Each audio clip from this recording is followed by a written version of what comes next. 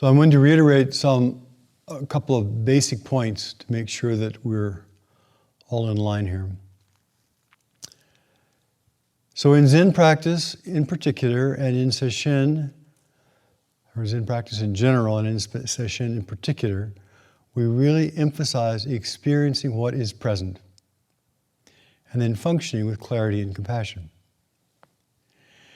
What is present is also simple. What is present is also simple. So if we consider listening, or we consider reading, we consider activity, we hear a word at a time, we hear a sentence at a time, and we compose paragraphs and pages and books. We are aware of simple building blocks. And then from those simple building blocks, we construct whatever world we construct. Seems pretty obvious, but... So when we are paying attention to the present, when we're anchoring in whatever we're calling the present, there is a simplicity about it. And ease. Now, it's obvious that our senses do not see, hear, or feel the future. We don't see tomorrow, we don't see 10 minutes from now. We don't hear the next sentence before it's time. So reality is a simple stream of experiences of now, now, now, now, now. And then we, in one sense, collect all those, put them together as aggregates, and create what we think of as ourselves in the world.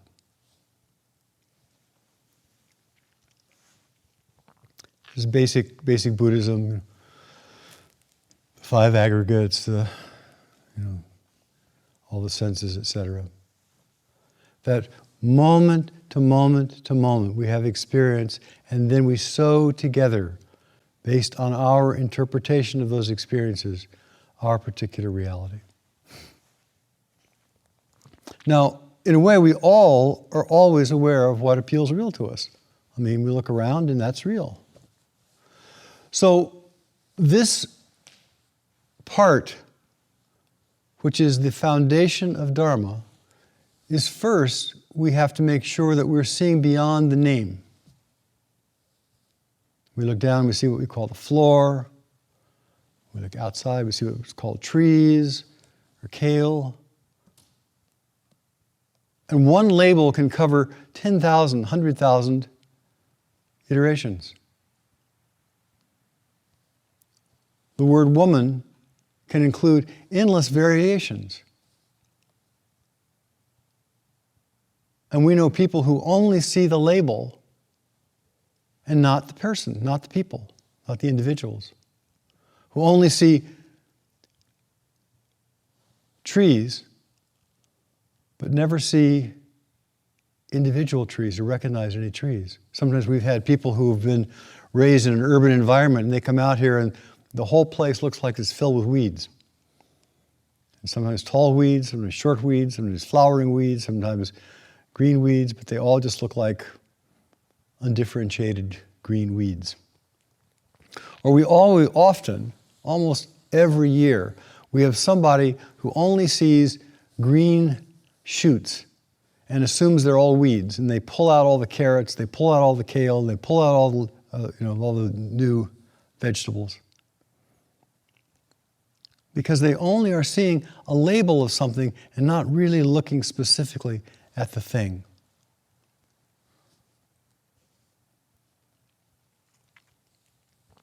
And the labels are often woven together into a story about the thing, a story about trees or garden or whatever. So when we are looking very specifically at a plant, at a finger, at an altar, and we're looking very specifically at that thing, we are looking beyond the label and beyond the story, beyond our interpretation. All those things, the label, the story, our interpretation, its functioning, etc., is a result of our cognitive functioning. It's a result of something that we, in a way, are adding to it. So we can think about the past, we can think about the future, we can think about functioning.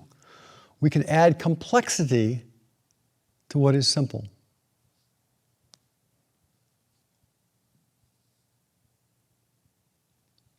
Now, being aware that we're adding complexity, that we're making things harder than they really need to be, is actually a good aspect of practice.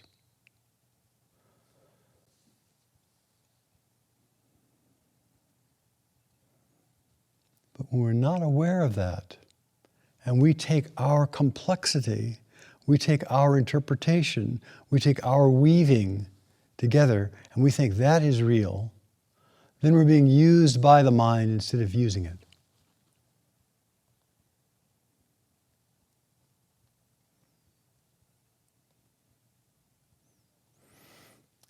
So the bottom line is we come to Sesshin, even a Sesshin on Inquiring, and the anchor is the simplicity of this moment, instead of the mind's endless considerations and constructions.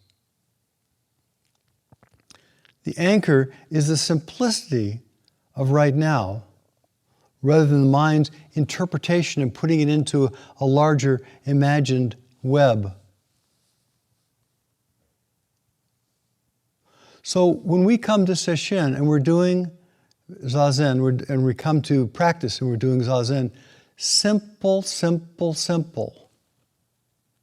Turning toward the simpleness of the breath, the simpleness of the sensation of the body being breathed, the simpleness of the body sitting on the floor, the simpleness of the sensation of this particular sound, the simpleness of the space that's here right now. So when we come to Sesshin and we're practicing in this way, our mind becomes simpler, becomes easier, becomes more rested, becomes more open. It's less complicated, it's less knotty, it's less burdened, it's less overwhelmed. It becomes simpler and simpler and simpler.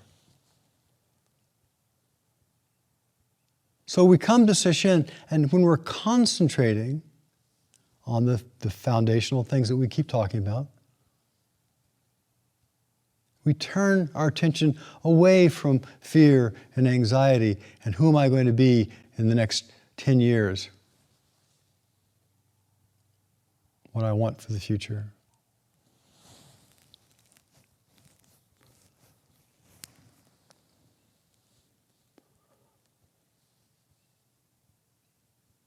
So one of the promises and the experience of Sesshin, if we're being skillful, is greater ease, greater presence. The burden of who am I going to be next year begins to fall away. We don't know anyhow.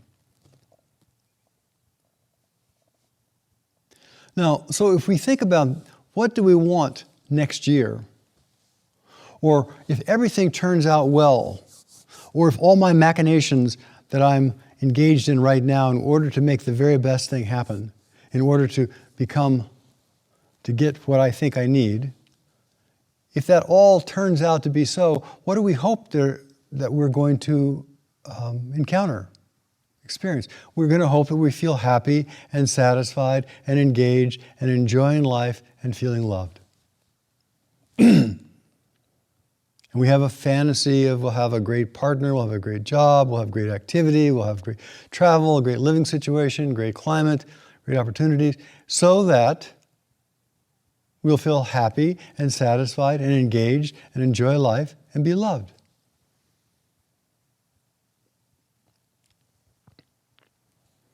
And so we are constantly trying to choose the things that are going to get us what we think we want, so that we will be able to feel what we think we want to feel. But as you all know, the future rarely turns out the way we expect. And even if it does, we rarely feel the way we expected to feel in that situation. We have a fantasy of going someplace, and we think once we get to Fiji or Disneyland or Boston, we'll feel a certain way, we'll have certain experiences. And we get to those places, and suddenly we find that the experiences we expected to have in these places don't happen. But if we were anchoring right now, right here, in this breath, in this moment, and we find a presence in the simplicity of this moment, we can find a happiness, a satisfaction, be engaged, enjoy life, and be loved right here, right now. And all of our machinations about what may happen, what we hope to happen, where we think we're going to end up, become not so relevant because there's a place of satisfaction right here, in the simplicity of the moment. And again, we say this all the time, but just to make sure, satisfaction is not being you're a frozen zombie. I'm satisfied with the way the world is, and therefore nothing's going to change. It's all going to stay like a popsicle, you know. The way things are is they're constantly changing, constantly. So satisfaction means I am satisfied with the flow of life. And not a thing. So we come to Sesshin, we sit down, and the goal is a lighter, happier presence. Straightforward.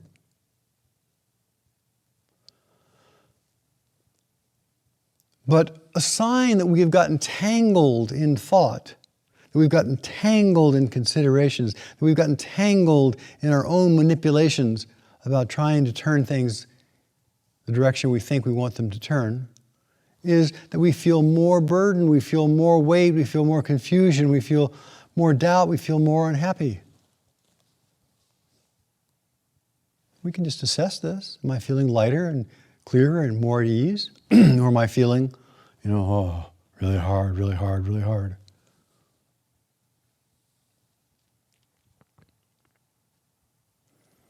I'm saying this over and over, even though everybody is aware of it, I hope. But when we're doing this kind of questioning, and we begin pondering with curiosity, the nature of things, with many times, rather than it leading to a simplicity and clarity, we get caught in thought and we end up with more doubt and more confusion, and our mind becomes more entangled. We think we're questioning, but we're just entangling. The idea of this kind of questioning is it cuts through the Gordian knot of confusion. It doesn't make it more convoluted. If we're making it more convoluted and we're ending up feeling overwhelmed and despairing and dark, and that's skeptical doubt. That's not the simplicity where we find freedom.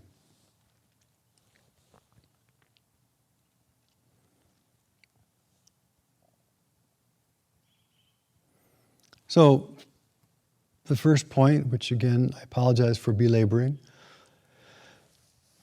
we come to Sesshin to find an ease and lightness, because the thing that burdens us the most is our own mind. I want, I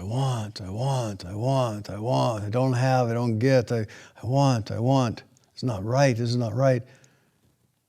And if we become simple and we let that mind go, we'll talk about that, how to do that in just a moment. we feel more ease.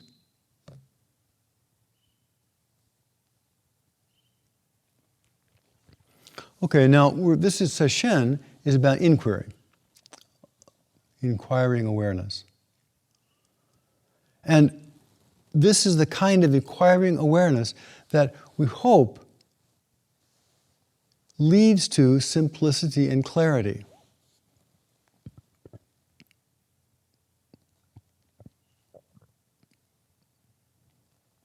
Again, simplicity and clarity. Less burden. And there are two basic kinds. We've talked about this. I think Shanae talked about it.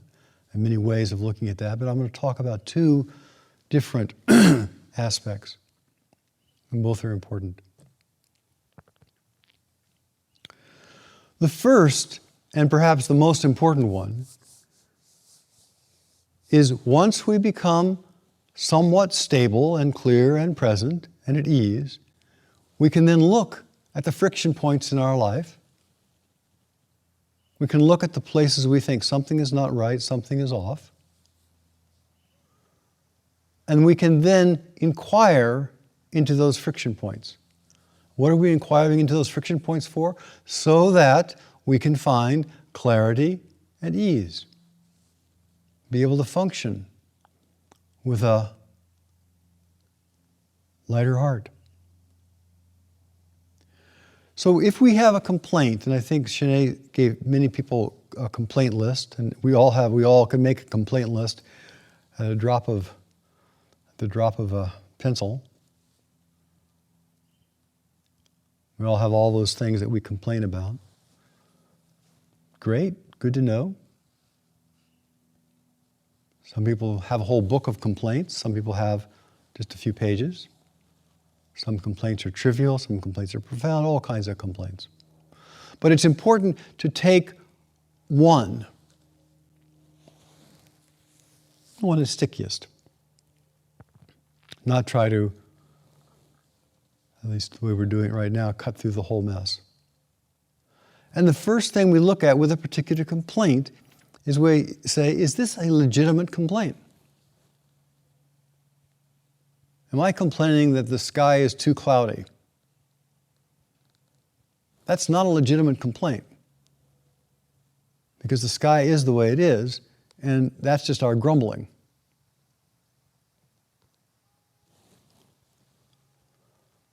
And we can look then directly at our grumbling. Why in the world am I grumbling? Because the sky is the way it is. I have some idea how the sky should be according to me. Then we can look at that and begin to poke a hole in that. And the result is we have less concern, less weight. We realize our grumbling is not so important. The sky is just the way it is, and our grumbling is extra, and we can begin to let it go. And then what is the result? Clarity and ease.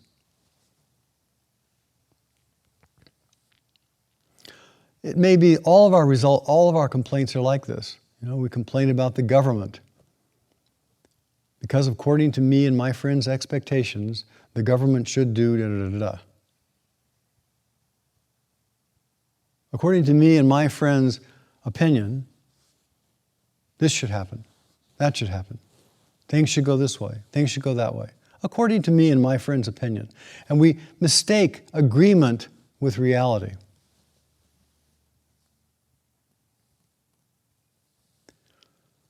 So, is it a legitimate complaint? Is it true? We have to look at our complaints. You can take your list, look at your complaints.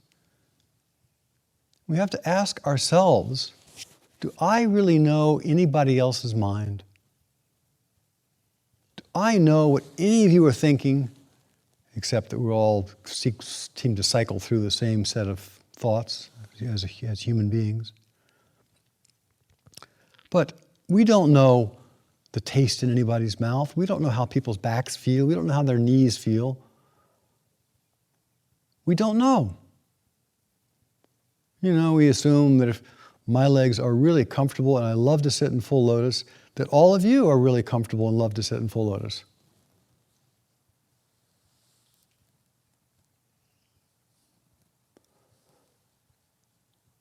So we don't know.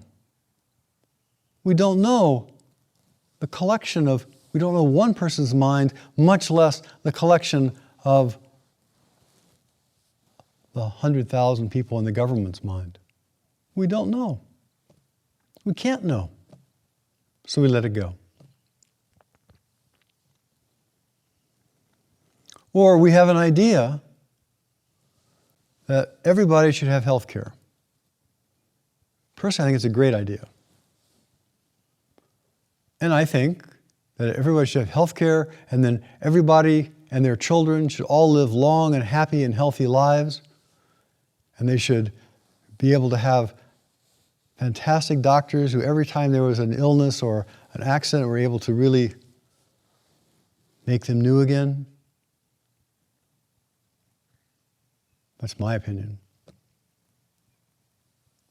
But just imagine the consequences of something like that. The world's population would skyrocket, shoot up, and cause 1,000 more problems. That it would take all kinds of resources. That it's beyond our expertise or perhaps even our possibility. That we have a particular complaint that we and our friends have gotten together and agree upon, but we have very limited understanding of the consequences.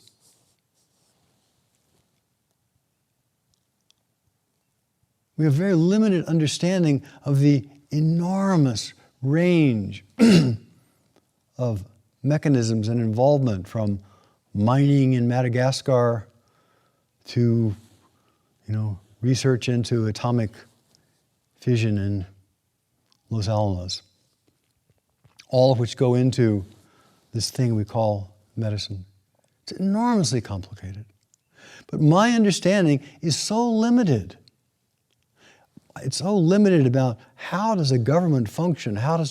We were in China, 1.5 billion people. I mean, even conceiving of that number of people, much less trying to keep an order among that many people, is inconceivable in my mind.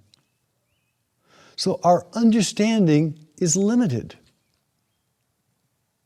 It's just worth acknowledging. Because we don't know, and our understanding is limited, and our capacity for understanding is limited, a lot of things we just let go. It's not important.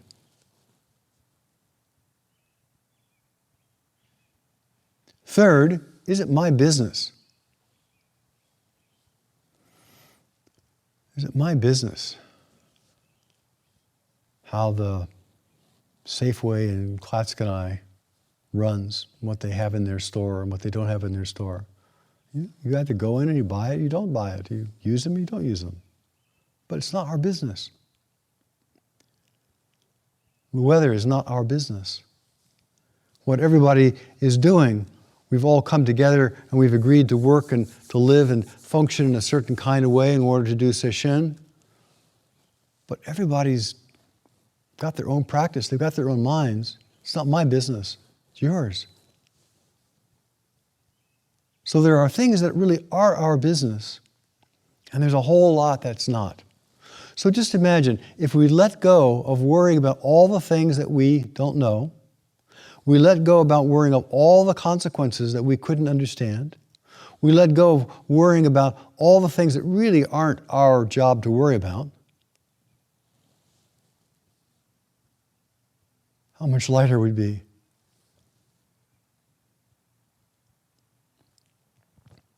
And then we just face the obvious 8 worldly winds, that things are, the loss and gain and pleasure and pain, and easy and hard, and people like us and they don't like us. And we just say, oh, that's just the way it is. People don't like me today, they'll like me tomorrow. It's easy today, it's hard tomorrow. It's hard today, it's easy tomorrow. And we just say, I don't have to worry about it. Just the way it is. Just move, just flow. So we've let go of what we don't know. We've let go of how things work. We've let go of people's minds. We've let go of what's not our responsibility. We've accepted the nature of the 8 worldly winds.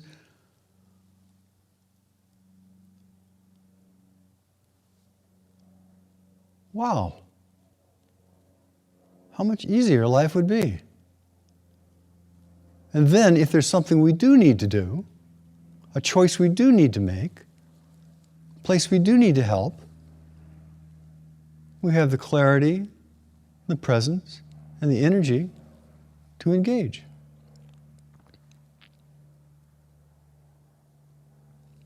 Chosen has decided she's volunteering to do vaccinations as part of her contribution to the current medical situation. A little bitty thing, but she says, oh, I can do this.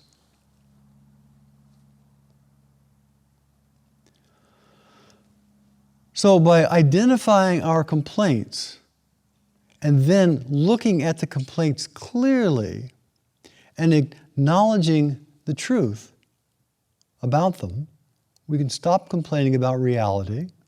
We can stop complaining about the things that aren't our business. We can stop complaining, and we can drop between 50 and 90% of our problems just like that. And we can have more energy to do what we need to do. So we come to Sesshin, ideally, with that intention. I want to drop all the stuff that I can't possibly know. I will not possibly know how I'm going to feel next week. I will not possibly be able to know where I'm going to be next year. I cannot possibly know, what I'll be wearing on the beach in Malibu when it's cloudy out in the winter. So let it go, let it go, let it go. So the complaints are just signs of investigating. The more we complain, the more friction there is. The more friction there is, the more we can investigate. The more we can investigate and let go of what we don't need to hold on to. Simple, freer, easier. And that is, basically, if we just do that, our lives become much more functional. That's the aim of Sesshin.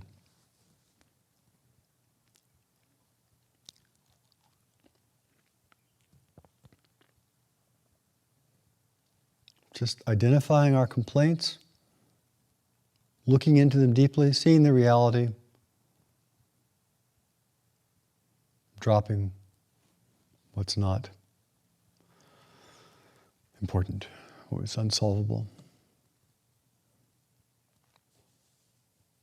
Now, how do we drop something? Shanae gave the example yesterday of somebody grabbing the arm and say, how do you let go of this? How do you drop something? In a way, it's not up to us. We all have muscles probably that we have been trying to relax for our whole lives.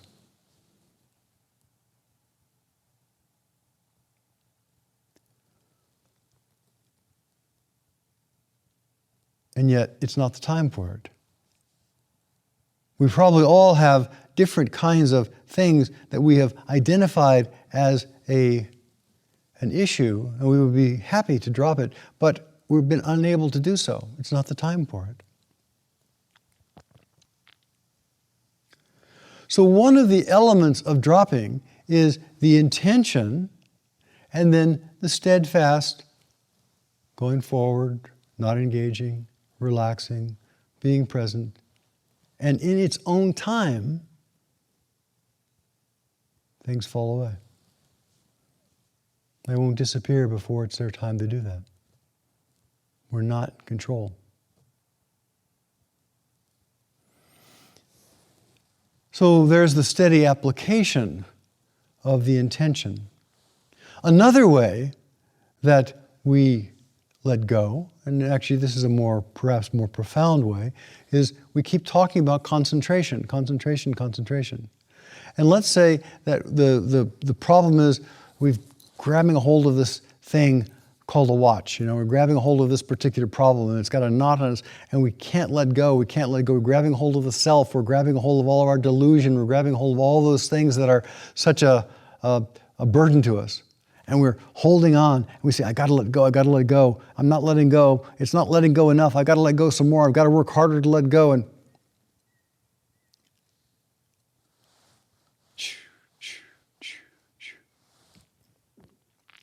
so the practice way of doing it is we say, okay, I'm going to concentrate.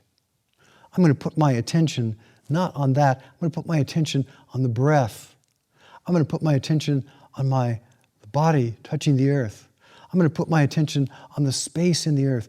I'm going to put my whole attention on that. And then it just drops. We've forgotten it. We let it go without even intending to. We let it go because we were concentrating on something else instead of half of our mind gnarled up in it. So the function of concentration, one of the functions of concentration, is it turns us away from those habitual knots that we get into with our mind or whatever. It just turns us away to what is simple, what is present. It takes energy to do that. It doesn't just happen by itself. It takes energy, but it's a constant turning away until we become really curious and really interested. And we become curious enough and interested enough in what is, we let go. It just drops. It's not important. Choop, gone. We've forgotten it.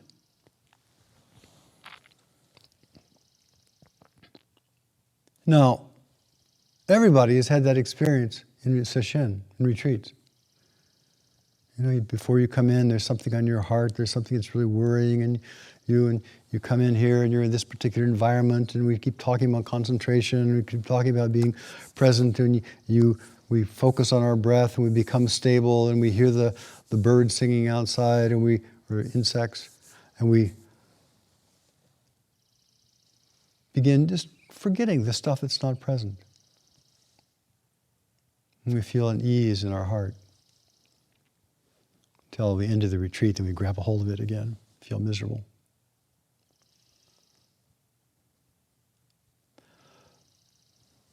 So the first kind of inquiry is this inquiry that leads to a simplicity and stabilization of the mind, that leads to a lightness, that leads to an ease, that leads to better functioning. And if we just did that, hallelujah. On the other hand, even if we are light in ourselves and we're not so burdened, we look out on the world and we see lots of pain and lots of suffering and lots of heartache. And the response to that is compassion,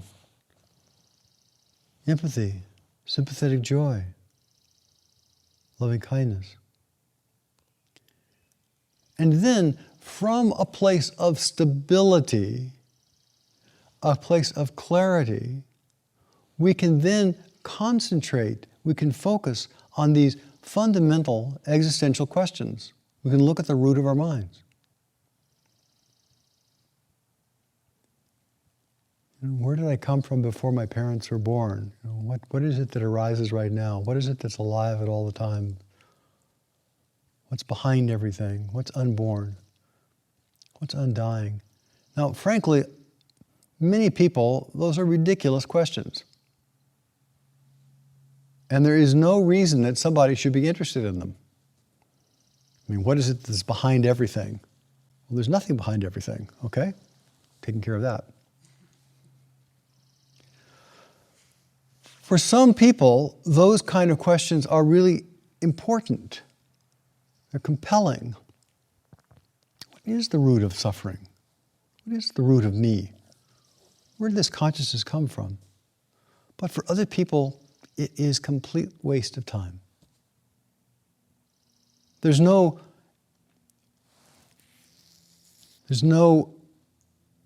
rightness about it.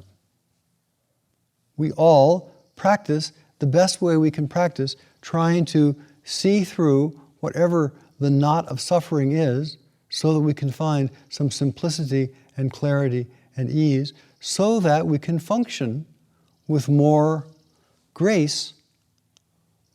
We can function with more subtlety. We can function with more savoir-faire to do what we need to do in our life. But for other people, these kind of questions are really compelling. Sometimes we don't get a choice. The tradition in the Zen school is either we are doing shikantaza as a rough slice. We're doing shikantaza, which is I'm going to let go of all the problems. I'm going to stop the complaining. I'm going to rest in the isness of right now. I'm going to find simplicity and ease and breathe easy right now so that I can function better in my life. Or we have this other approach which says, I have to look into the root of things. It's really important. I can't rest. That kind of person, the tradition is to use koans.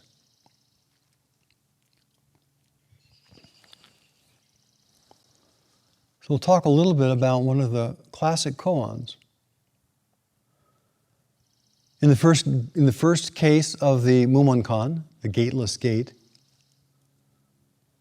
collection by Master Mumon of the 700-800s, I forgot, is Joshu's Mu. A monk in all seriousness came to the great master Joshu, Chaochu, and said, is it true that even such a lowly thing as a rabbit has a Buddha nature? And Joshu replies, Mu, no. Now the setup is, of course, that he's asking about this scurrilous, disease-filled, broken, repellent creature. Is it true that even such a horrible creature has, as we often say in Buddhism, whole and complete lacking nothing? And Joshu says, no, Mu.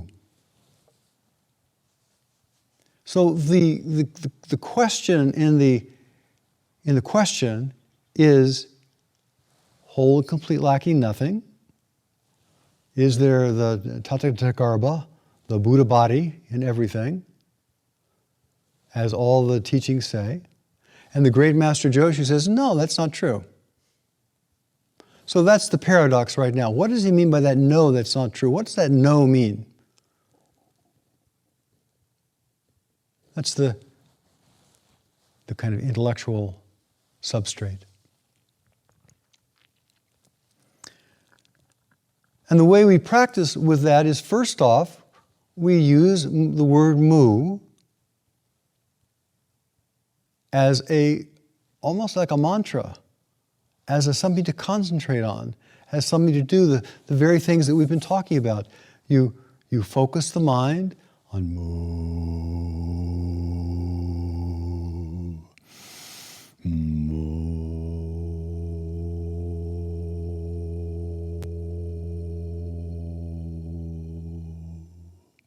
until you align the body-mind. There's this vibration. The body is mooing, the mind is mooing, the sound is mooing, everything is mooing. There's a concentration and alignment. And that's great. That's the foundation for all practice, frankly. If we're doing shikantaza, we have to have this alignment. Body and mind present, humming in harmony, not separate from the world, humming in harmony with the world. But Mu takes it another step, the koans Mu and all the koans. Here's what Mumon says, very classic, not a very classic, but the classic introduction to koans, this kind of practice. In his comments, it says, for the practice of Zen, you must pass the barriers set up by the ancient masters. So this is the gateless gate. The gate that has no gate on it, has no doors. And here is a barrier which has to be penetrated even though it is no barrier.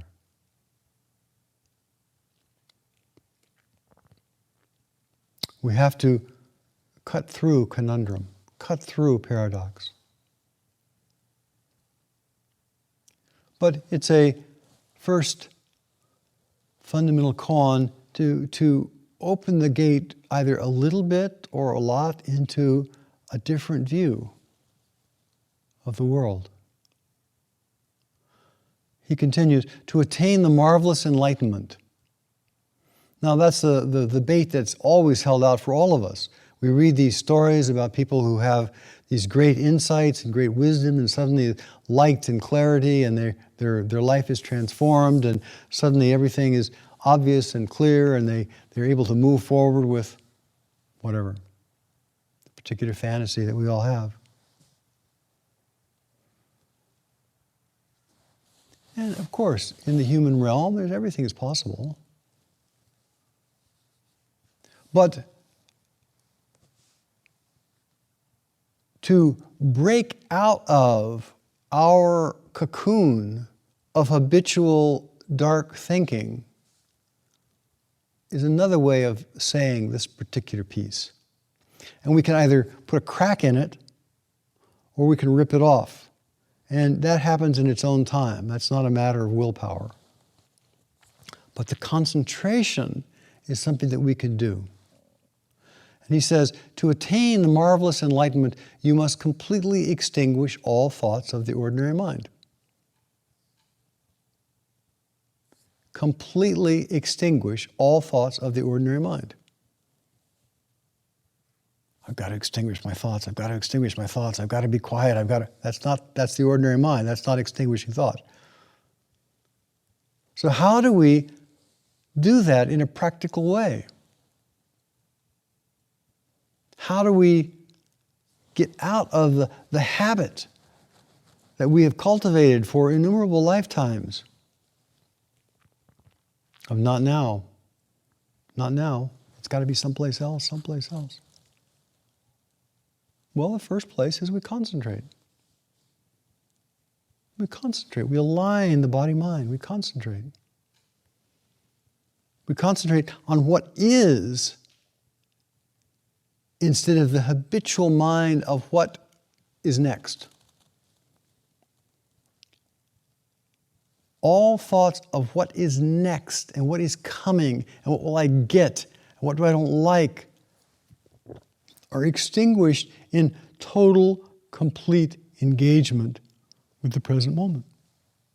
And that's not easy.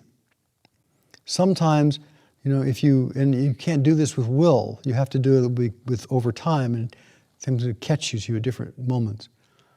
But if you actually get to that place where you're focusing so hard, you can just watch the habitual mind is so tense, just grabbing for something else, and it takes so much energy just to stay purely present. It takes concentration. And one continues, if you have not passed the barrier and have not extinguished all thoughts, you're a phantom haunting the weeds and the trees.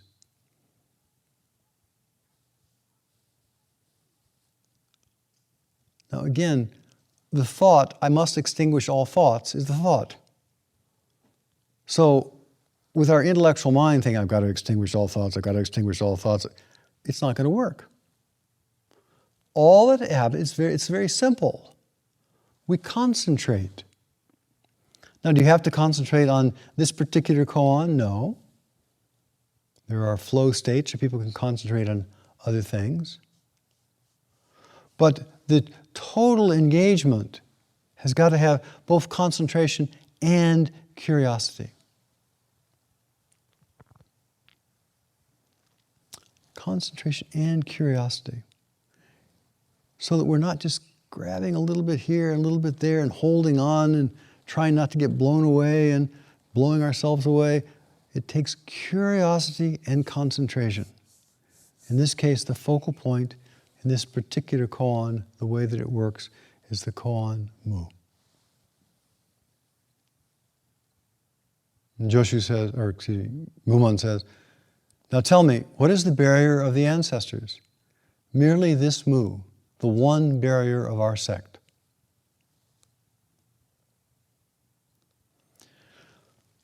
So part of the entrance gate that into this other realm is the realm of oneness, non-separation.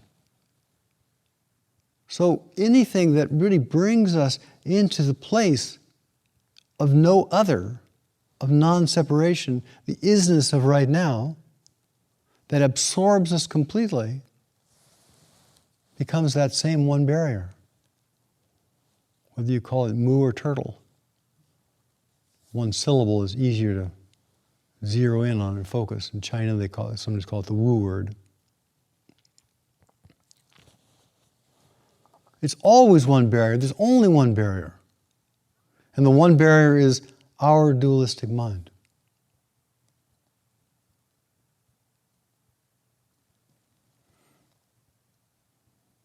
And so it's come to be called the gateless barrier of the Zen sect. Those who have passed the barrier are able not only to see Joshu face to face, but also walk hand in hand with the whole descending line of ancestors and be eyebrow to eyebrow with them. You will see with the same eye that they see with. And hear with the same ear they hear with. To see with the same eyes as all of the great ancestors. It means they're right here. They've got to be right here. To hear with the same ears, right here. 2,500 years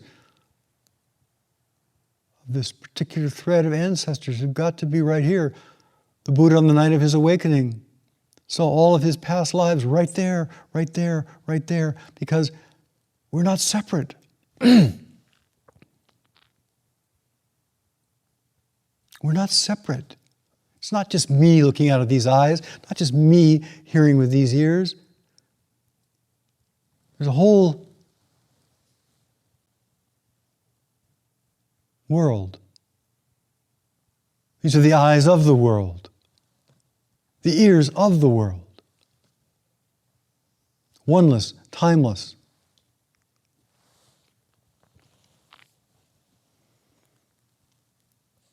Unfathomable source. Wouldn't it be a wonderful joy? Isn't there anyone who wants to pass this barrier? Mumon says.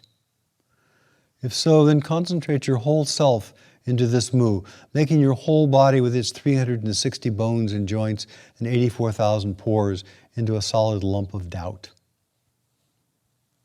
And he's not literally meaning that there are exactly 360 bones, or just the idea of your whole being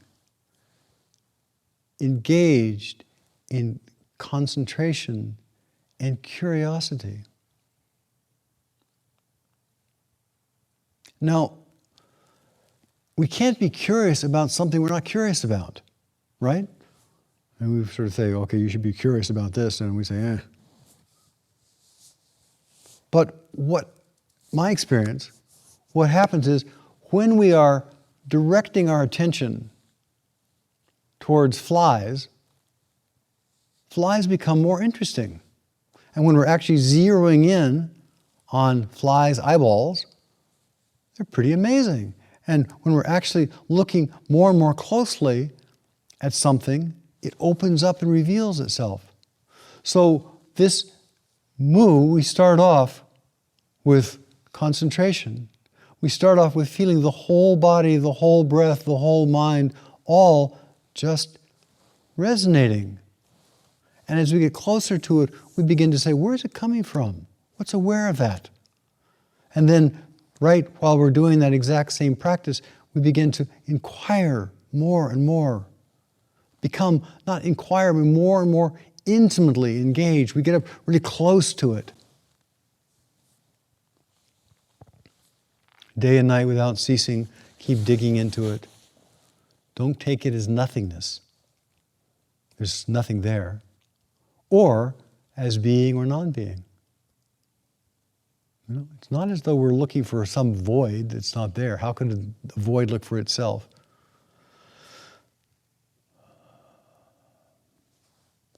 There must be like a red hot iron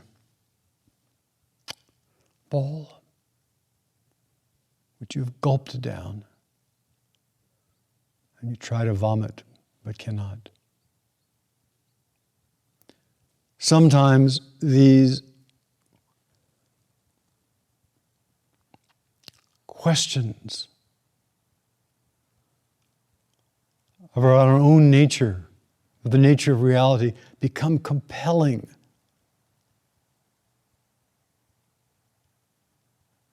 They can become compelling, and we are being questioned, not I am questioning. And it becomes part of our being, and it's an unresolved coal.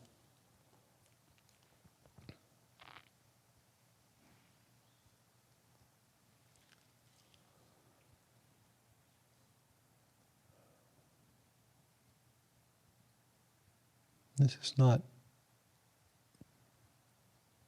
easy. And yet,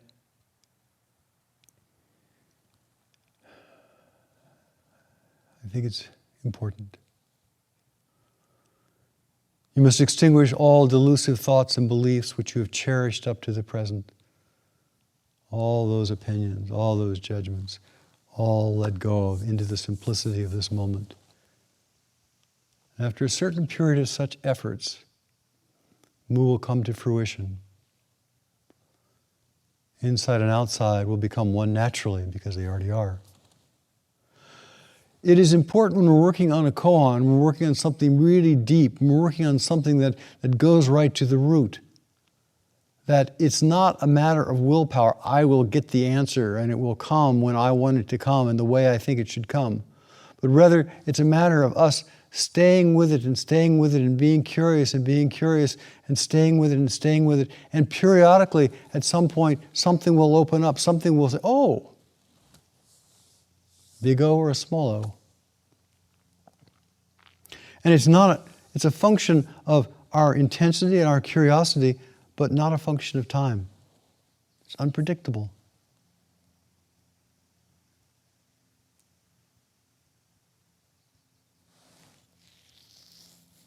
Things come in their own time.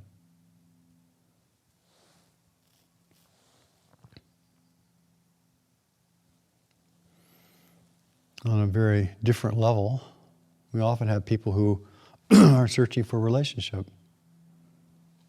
I'll often say, just wait, just wait. When the time is right, when they have changed enough, somebody very appropriate comes along. But you can't rush it. You can't make it happen sooner than it's time for it to happen.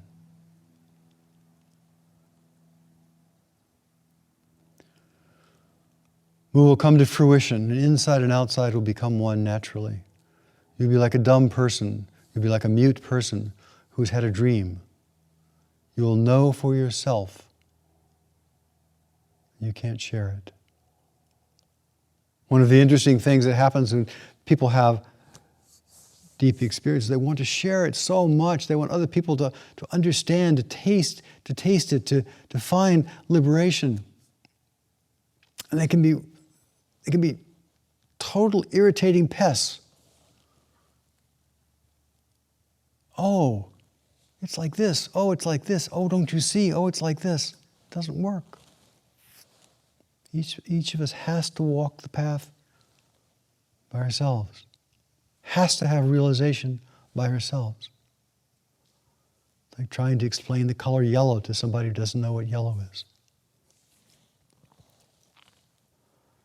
All of a sudden, Mu will break open. It will astonish the heavens and shake the earth. It will be just as if you snatched the great sword of General Khan. If you meet the Buddha, you will kill him. If you meet an ancestor, you will kill them. That is, the idea of them. Where did they come from in the first place? I'm not talking about some person out there that you do something to. It's about this things that we have created in our own mind. Though you may stand on the brink of life and death, you will enjoy the great freedom. In the 6 realms and the 4 modes of birth, you will live in the samadhi of innocent play. Now, how should you concentrate on Mu? Exhaust every ounce of energy you have in doing it, and do not give up on the way. In time, you will be enlightened the way a candle in front of the altar is lighted by one touch of fire.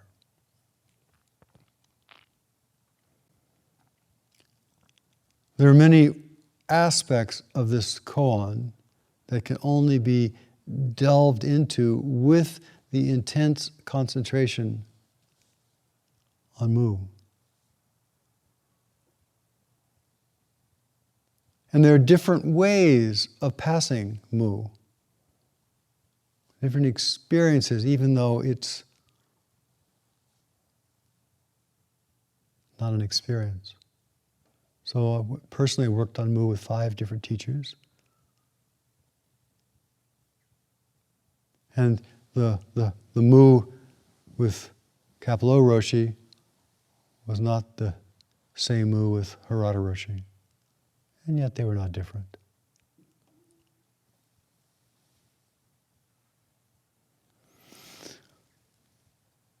So there is no should or ought about this process.